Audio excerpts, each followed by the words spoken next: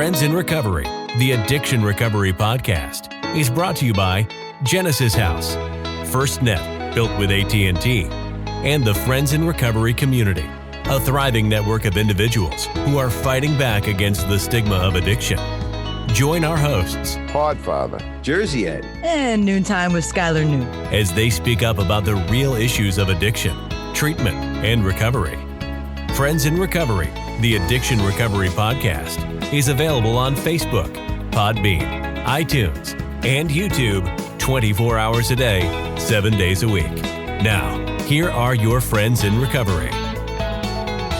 Hey, everybody. Welcome to Friends in Recovery Podcast.com. I am the Podfather, Mike Miles, here with Jersey Ed. Hello, Hey, Jersey Ed. You over there? Podfather. Yeah, I'm here somewhere. I'm in my library. Hold on. Let me just reach back and get one of my books. Yeah. There you go. Picked a good one out today. I remember the good old days. Backgrounds. I remember the good old days when you'd be sitting right next to me and we'd be smoking cigars I know. in this beautiful studio. Now we're in our office. Times change and COVID hits, and it is what it is. But Yep. we got this platform to talk about and We have get survived. the word out Yes. and the message. We have survived. Absolutely. And it looks like COVID's going south, which is such a good thing. Absolutely. Going into Podfather, markets. Real quick, I just want to, Melanie Godford is our guest today. We're going to be talking about self-love, and we're going to figure out what all that stuff is. But I'm sorry, what were you saying, Podfather? No, that's all right. No, I'm just saying going into markets without a mask and convenience stores, it's just liberating. I'm really enjoying it. It is. It's like being in recovery for the first time when you can breathe and see the light and understand things. It's like you don't have to put that mask on anymore. Yeah, Podfather, everything's been good. We had a great Labor Day weekend. I can't complain about things. Life is good. I'm sober, right? That's the best thing out of here. That's a very good thing. Yeah, and so are you. And this podcast goes on. I do want to bring something up. A sober shout out. Okay, how long have we been asking for these sober shout outs? 4 years. Over 4 3 years. Yeah. And we got a couple here and there, but I got one this week from Matt P. His sober date is December 4th, 2004. And he lives somewhere in Jersey because he was making references to Cape May and all that. So he's running around New Jersey somewhere. So Matt, thank you very much. Congratulations. Congratulations, and keep up the good work. Keep those emails coming. Podfather, I want to do a contest here. Okay. Real quick before we bring our guest on. Not right now. You're not going to jump up and down and do jumping jacks or whatever. Neither is Melanie. But I want to do a contest. So I want everybody's sober shout outs. I want your sober dates. Okay. Email me your sober dates and your name, just like Matt did. And what we're going to do is I'm going to pick 2 winners a month.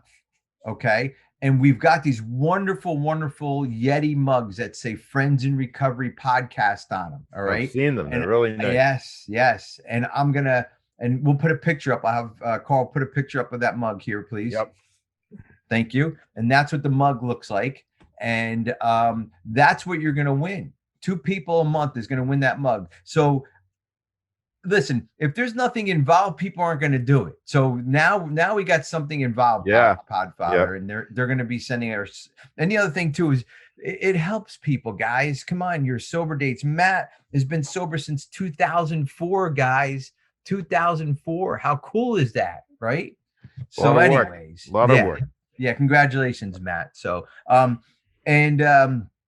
real quick, just go over to Friends in Recovery communities and look for us over there. That's where you get all our other stuff there.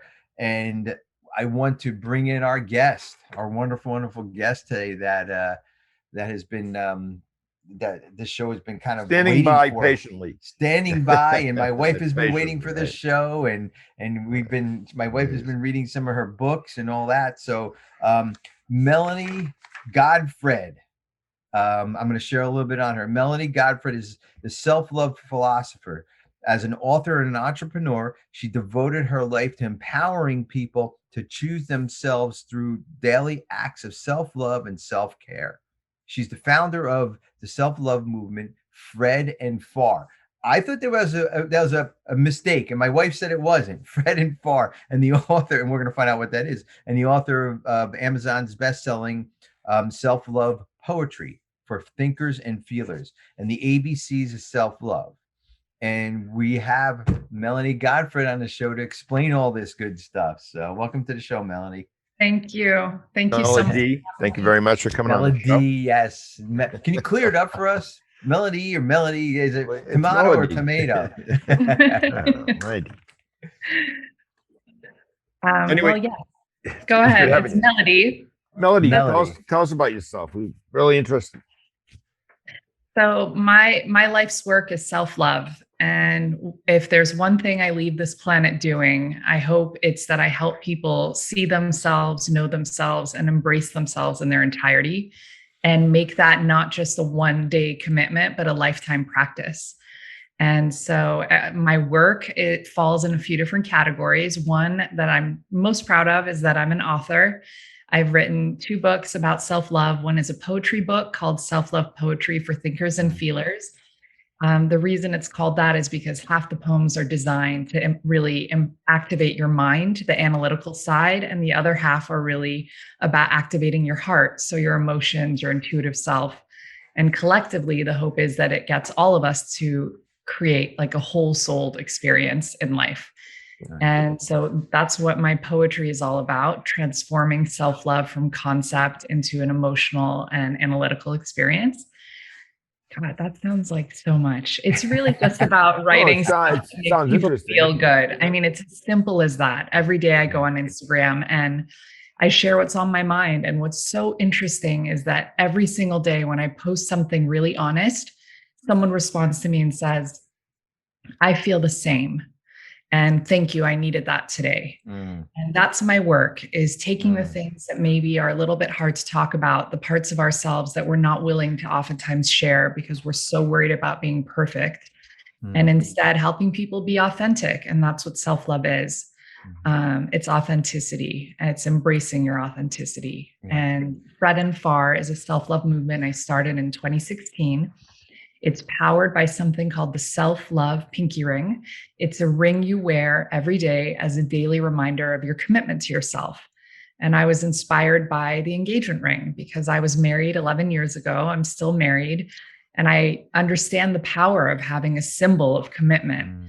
But we wear the symbol of commitment to others, and oftentimes we sacrifice ourselves in service to that commitment. So I thought if we had a reminder to choose ourselves, how big of an impact could that make? And I've been grateful to witness the journeys of thousands of women who've joined me in making that commitment and making themselves self-love and self-care a priority. Well, well said. Let me ask you a quick question. As you were speaking, I was thinking, I'm a therapist. I work with people, and most people I work with, I don't want to say they're self-loathing, but their self-esteem usually isn't even halfway near where it should be. And, you know, why do you think society in general, and we'll talk to women in this part, why do you think women in general have a hard time loving themselves, like their mothers, their wives, they're in relationships, and they seem to always be doing for everyone. But I know so many women that have and my wife is a good example, have a hard time loving themselves, doing anything for themselves without feeling guilty. I think it's a combination of 2 things. One is that we've been taught that self-sacrifice is feminine. Throughout our culture, you see examples of it, that when someone is breaking themselves in service to others, especially women, we pat them on the back and say, wow, you're a saint. You know, you hear phrases like that all the time. We give people credit for really breaking themselves. And then the other part is we have a culture that's really fixated on the other. And the other is always outside of us, and the other is always perfect. And you see this really become more and more extreme with social media, where everyone has a filter and everyone has a picture perfect life. And we look at these images of perfection and think, well, they're perfect, then why aren't I? And we start to discount the parts of ourselves that don't align with those images of either sainthood or perfection. I grew up with a mother who broke herself for me, my brothers, our family, and she got a lot of credit for doing that. no one ever stopped to say, well, what are you doing for you today? That was not part of the narrative ever. And in fact, I think oftentimes when people hear the word self-love for the first time, the first thought they have is, oh, that's selfish. Like, people are so egotistical. It's so selfish to even consider self-love. And I think that's really the crux of the problem. Is it's not about giving yourself something more than you give someone else. It's not about saying, I'm going to choose myself to your detriment. It's about saying, I'm going to be healthy and whole within myself. I'm going to recognize who I am, why I'm on this planet. And from that place of authenticity and wholeness, then I'll actually be able to be in a position to serve the world and share my gifts. Well, Melanie, that was excellent. And, I was in a 12-step meeting the other day, Friends in Recovery. We do 12-step meetings daily. And we were asked a question on the meeting, and it was what is one of the characteristics that when you got into recovery, what was one of the things that you embraced? And I'm thinking I didn't answer, but I thought into my head that I love myself again. That I'm proud to be who I am. Before, when I wasn't, and when I was doing all those bad things and not being a good person, stealing, cheating, robbing, and doing whatever I did to get what I needed, I never loved myself. I mean, and that was really important to me, so I can heal and grow through things, is to love myself. How important is that? I mean, obviously, it's very important to love ourselves, but how do you help women or men? Do you work with men also? Yeah, it started as something that was for women because I was speaking from my own experience. But it's not at all exclusive to women. And in fact, I'm in the process of rewriting my book, The ABCs of Self-Love, to republish it with my new publisher. And I'm taking all mentions of women out of it because the idea that this should be limited to one gender is not the right one. And self-love is for absolutely everyone and at every age. And I'm a mother of 3. I have twin girls who are turning 9, and I have a 3-year-old boy. Wow. And I'm teaching all of them from a very young age to be comfortable with themselves, to not hate the parts of themselves that don't make sense. And I think this stems from me being a bit of a highly sensitive person. And growing up, I had all these idiosyncrasies and all these things that I thought were a problem. Like, oh, I'm too sensitive, too empathetic, I'm too particular, I feel things too deeply. And I kept trying to close down those things and instead lean into my ego. Like, I'm really smart. So I became a lawyer, and I went down this path of like hurtling myself down an achievement lane, thinking that that's going to make me feel full. Like, if I achieve enough, then that means I'm worthy and I'm good. And all these bad parts of myself that I'm so ashamed of, then those won't matter anymore. And what ended up happening is I had a breakdown. My body was like, this is not who you are. You are not just this ego-driven achiever. You're a feeler. You're a heart-driven person. You're full of emotion and compassion and love. Why are you shutting down all those beautiful parts of yourself? Why not embrace it all and create a life that works for you? And that's, I think, what it comes down to. I think a lot of us turn to things, whether it's substances or achievement or whatever the external thing is that you need in order to feel good. We turn to those things when we think that who we are isn't enough already. And that trying happens, to validate ourselves. Right. Yeah, we try to validate. We're going to take a quick break. Melody, don't go away. We'll be right back. Friends Recovery Podcast. We'll be right back. You're first. First to respond. First to put others' lives before your own. And in an emergency, you need a network that puts you first. That connects you to technology, to each other, and to other agencies. Built with and for first responders. FirstNet, the only congressionally authorized wireless network for first responders. Because putting you first is our job. Since 1992, Genesis House has been helping real people heal from addiction on their private recovery campus in beautiful Palm Beach County, Florida. Their family-owned program is accredited by the Joint Commission and offers detox and dual diagnosis treatment in a comfortable and confidential setting. At Genesis House, they focus on treating the underlying causes of addiction. Their comprehensive approach includes psychiatric care, individual and small group therapy, trauma healing techniques, and holistic care including yoga, massage, and animal-assisted therapy. After treatment, their clients enjoy the lifelong support of a nationwide network of Genesis House alumni. Call Genesis House today at 1-800-737-0933 to speak with someone who understands.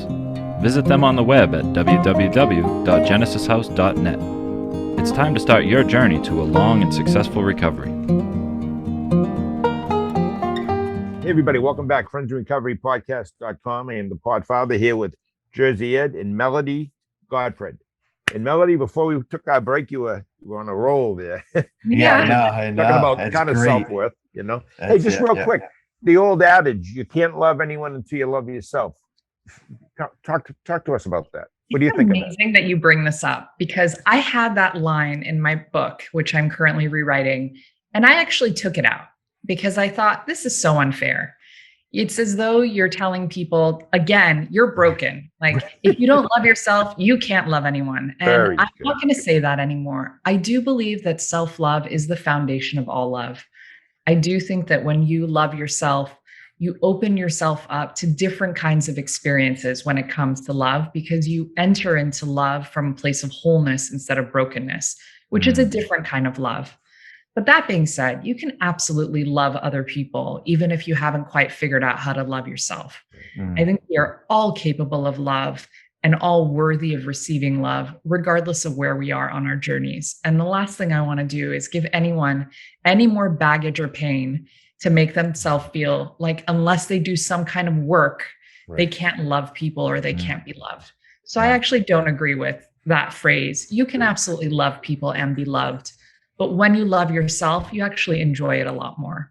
Yeah. Well, we're always looking for the hole in our soul to fill it with something, and whatever, like you were talking about before, drugs, alcohol, whatever it is, careers, achievements, overachievements, all that, whatever it is. So, but we don't realize that we need to fill that with love.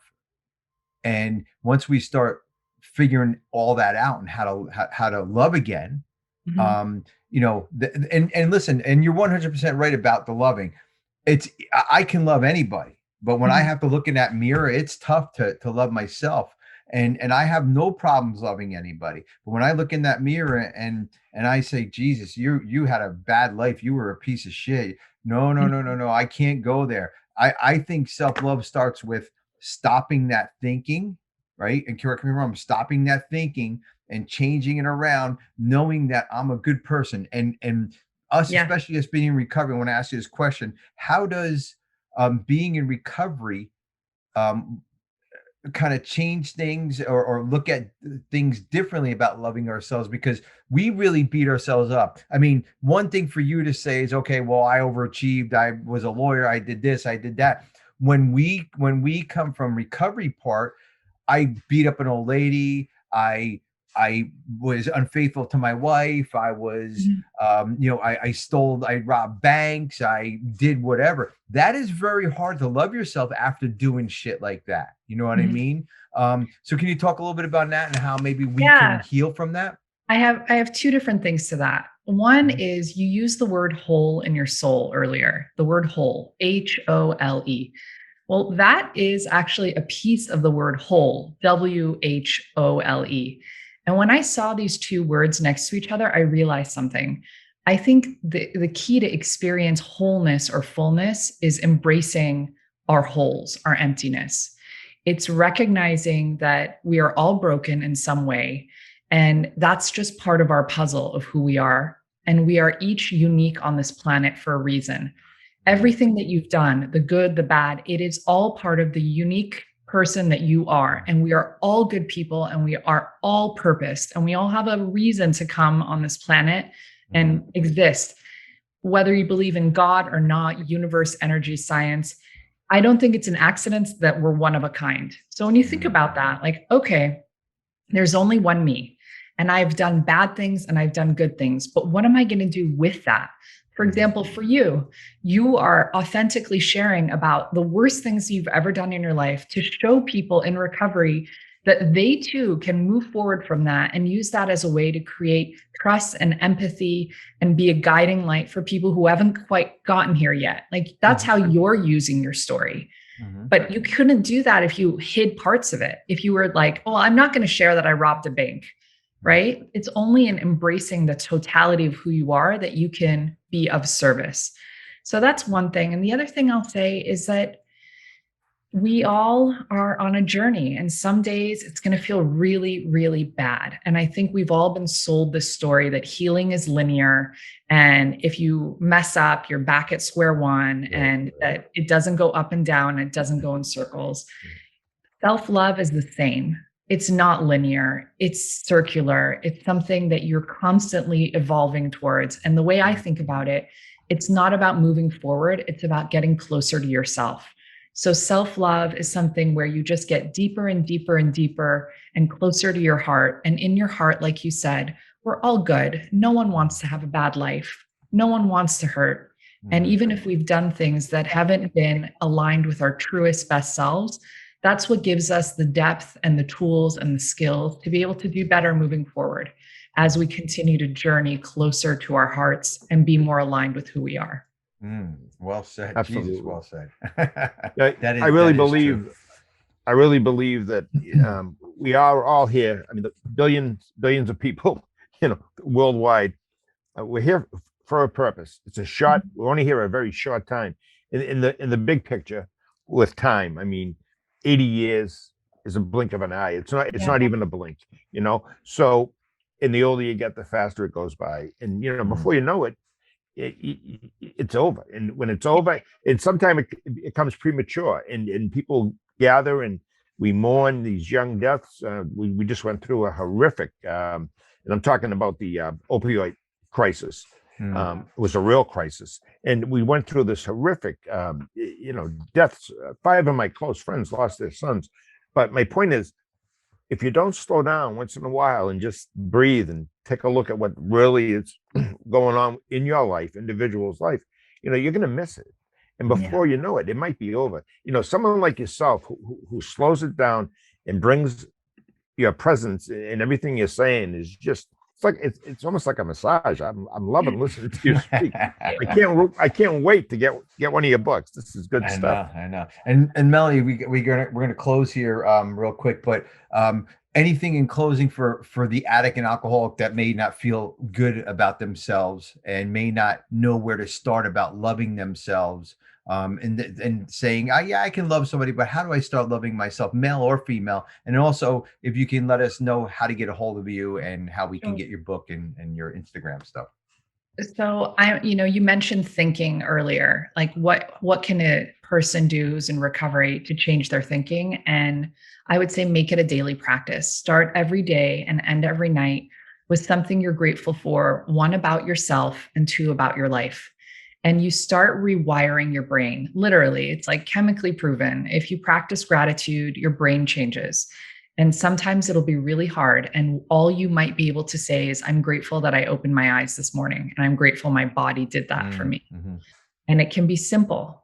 But those simple things will start changing the way you think. And when you change the way you think, you change the way you feel. And when you feel differently, you make different choices and your life starts to change. So I would say start simple and make it a practice. Make it something you commit to every single day. And don't be afraid to get your friends in on it. Start a text chain where every morning you text each other what you're grateful for about yourself. There's power in community, as you know.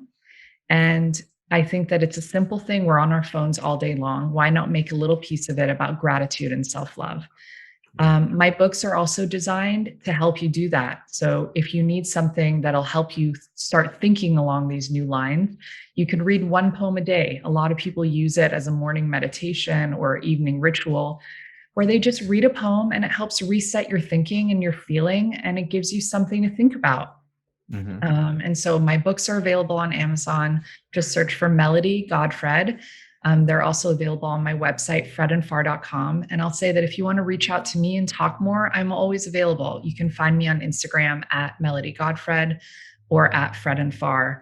And if there's one thing I will leave you with is that you are good and you are worth loving, not just by others, but also from yourself.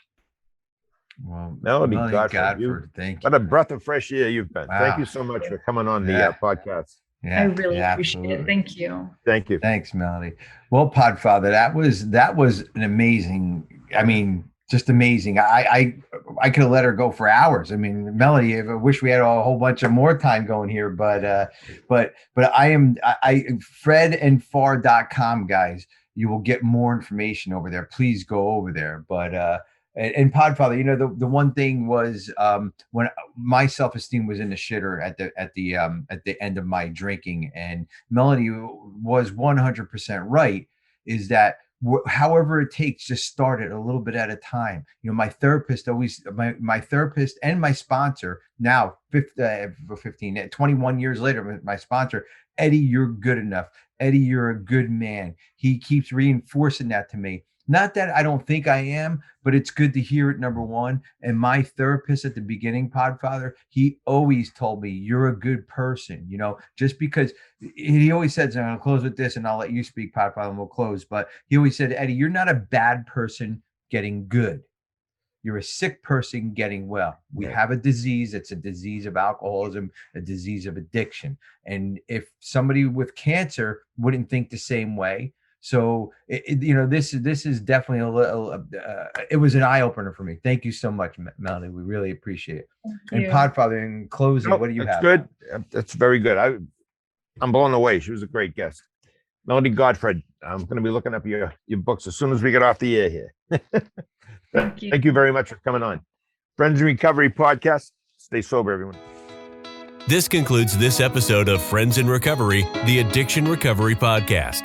Thanks to Genesis House, FirstNet, built with AT&T, for supporting those on the path to recovery and keeping this valuable resource free for all our friends in recovery. Follow us on Facebook for past shows and updates, and enjoy free access to twice daily support meetings. Brought to you by Genesis House and the Friends in Recovery. If you can't get enough of Mike, the Podfather, Jersey Ed, and Skylar, you can catch them on Answering the Call, the First Responders Podcast, available on Facebook, Podbean, iTunes, YouTube, iHeartRadio, and GenesisHouse.net.